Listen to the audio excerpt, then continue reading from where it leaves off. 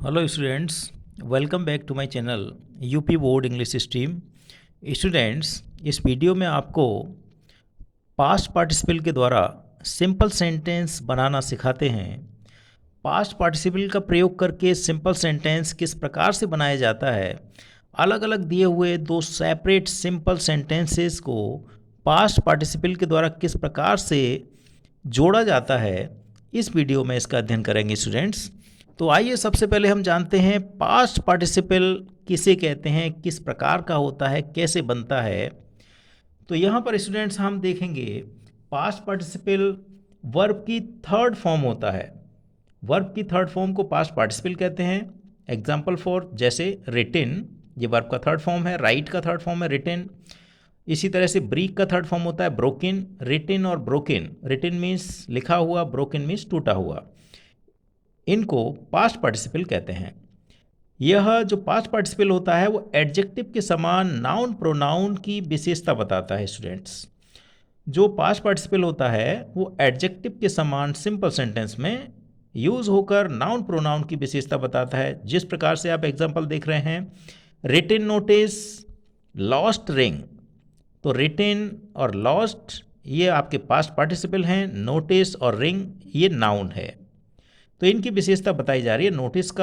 Notice किस प्रकार का है? रिटिन है, लिखित नोटिस है। रिंग अंगूठी कैसी है? लॉस्ट है, खोई हुई है। नेक्स्ट स्टूडेंट्स, पास्ट पार्टिसिपल के बारे में हिंदी अनुवाद यदि हम करेंगे पास्ट पार्टिसिपल का, तो हिंदी अनुवाद के अंतिम शब्द होंगे हुआ, हुई या हुए, इस तरह के शब्द आते हैं। यदि हम रिटिन का हिंदी अनुवाद करें तो लिखा हुआ, लॉस्ट रिंग खोई हुई अंगूठी। तो इस प्रकार से स्टूडेंट्स हमने देखा पास्ट पार्टिसिपल वर्ब का थर्ड फॉर्म होता है। यह एडजेक्टिव के समान नाउन प्रोनाउन की विशेषता बताता है और इसका हिंदी अनुवाद करने पर अंतिम शब्द हुआ, हुई या हुए शब्द आते हैं। अब देखते हैं स्टूडेंट्स, सिंपल सेंटेंस बनाते समय पास्ट पार्टिसिपल का यूज कब करेंगे, किस प्रकार के सेंटेंस आपके पास सिंपल सेंटेंस होंगे, तब हम पास्ट पार्टिसिपल का यूज करके सिंपल सेंटेंसेस को आपस में जोड़ेंगे। तो यहाँ देखते हैं प्रयोग कैसे करें। रूल नंबर 1 हमने लिखा है स्टूडेंट्स। यहाँ पर रूल के अनुसार आपको समझाया गया है कि पास्ट पार्टिसिपल का यूज़ सिंपल सेंटेंस को जोड़ते समय कब करेंगे। तो देखिए, जब एक सिंपल सेंटेंस में किसी नाउन का वर्णन हो, एक सिंपल सेंटेंस में किसी नाउन का वर्णन हो और दूसरे सिंपल सेंटेंस में पास्ट पार्टिसिपल के द्वारा नाउन की विशेषता या जानकारी बताई जाए, तो पास्ट पार्टिसिपल के प्रयोग द्वारा सिंपल सेंटेंस को जोड़ा जाता है। अब देखेंगे स्टूडेंट्स पास्ट पार्टिसिपल का प्रयोग कैसे करें, किस प्रकार से पास्ट पार्टिसिपल का यूज़ करें।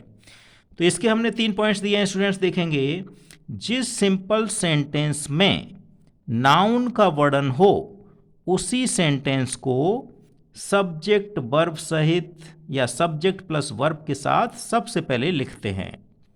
दूसरा पॉइंट, दूसरे सिंपल सेंटेंस में से नाउन की विशेषता या जानकारी देने वाले पास्ट पार्टिसिपल को ठीक उस नाउन के आगे रखते हैं जिस नाउन की वह जानकारी देता है या विशेषता बतलाता है। तो ये तो हुआ स्टूडेंट्स प्रयोग कैसे करेंगे।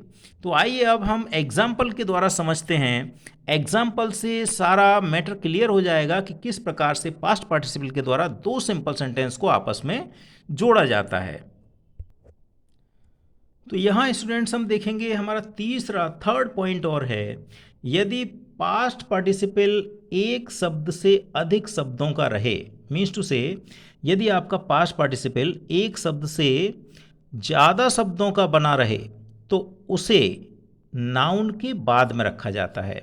यदि पास्ट पार्टिसिपल एक सिंगल वर्ड होता है तो उसको नाउन से पहले रखा जाता है, और यदि पास्ट पार्टिसिपल एक से अधिक शब्दों का होता है तो उसको उस नाउन के बाद रखा जाता है जिस नाउन के बारे में वह जानकारी देता है।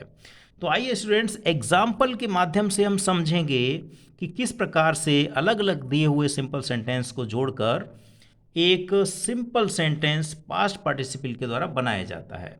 यहाँ देख रहे हैं स्टूडेंट्स, ये दो अलग अलग हमारे पास सेंटेंस है। ही फाउंड ए पर्स, यहाँ पर ए पर्स नाउन है, द पर्स वॉज लॉस्ट, और यहाँ पर जो लॉस्ट है ये पास्ट पार्टिसिपल है। तो ये वाक्य ऐसा है जिसमें नाउन का वर्णन है। ही फाउंड ए पर्स, ये पर्स इस वाक्य में नाउन का वर्णन किया गया है।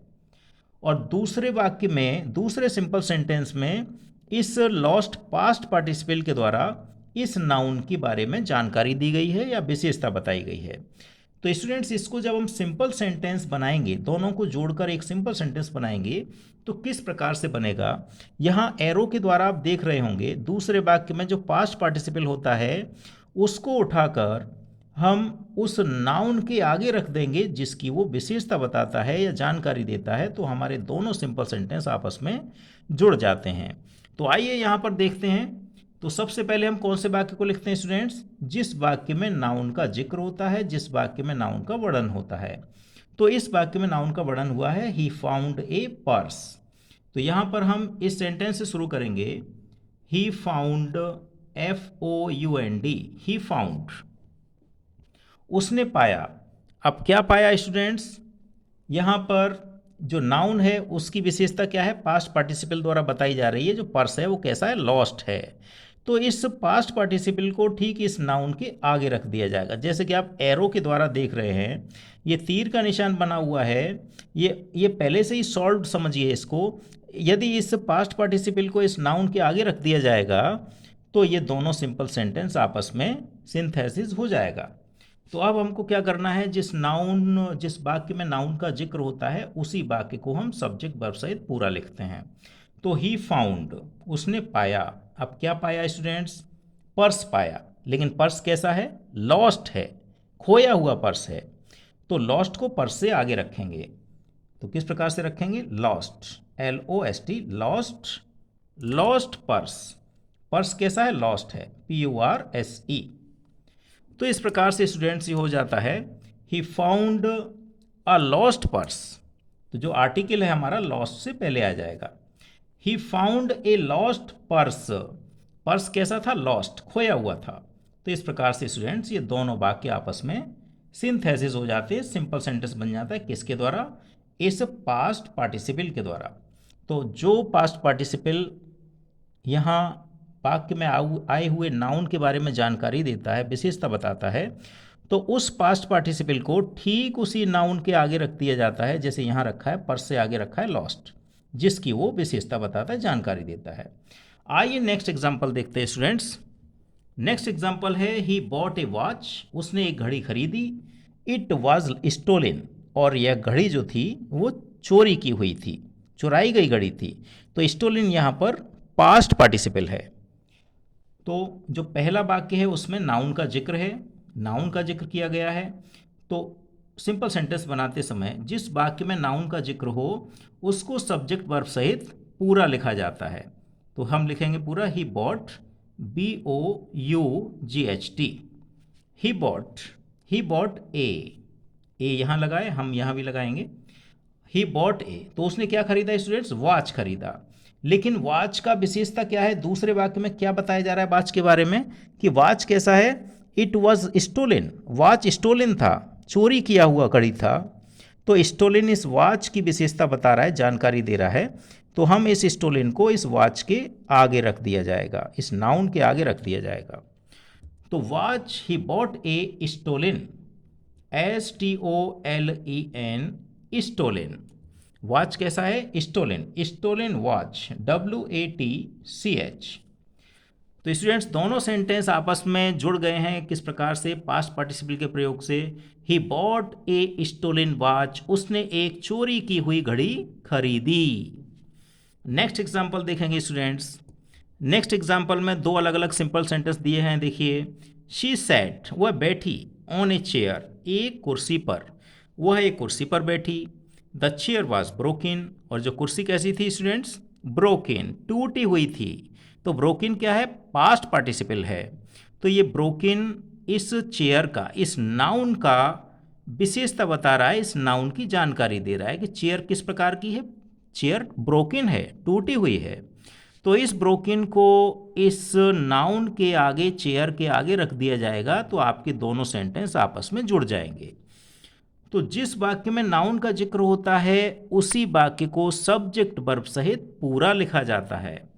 तो इसमें नाउन का जिक्र है तो इसको पूरा लिखेंगे सब्जेक्ट वर्ब सहित। She said on, she said on, she said on a chair. अब चेयर कैसी है स्टूडेंट्स? ब्रोकन है। पास्ट पार्टिसिपल द्वारा इस चेयर की नाउन की विशेषता बताई जा रही है, तो इस पास्ट पार्टिसिपल को ठीक उसी नाउन के आगे रख दिया जाएगा। तो she said on A broken, यहां हम लिखेंगे broken, BROKAN, broken. Broken chair, CHAIR। Chair कैसा है स्टूडेंट्स? ब्रोकन है। तो ब्रोकन चेयर पर वो बैठी है, तो वह एक टूटी हुई कुर्सी पर बैठी। तो चेयर का विशेषता क्या हुआ? ब्रोकन। और विशेषता बताने वाला शब्द क्या है?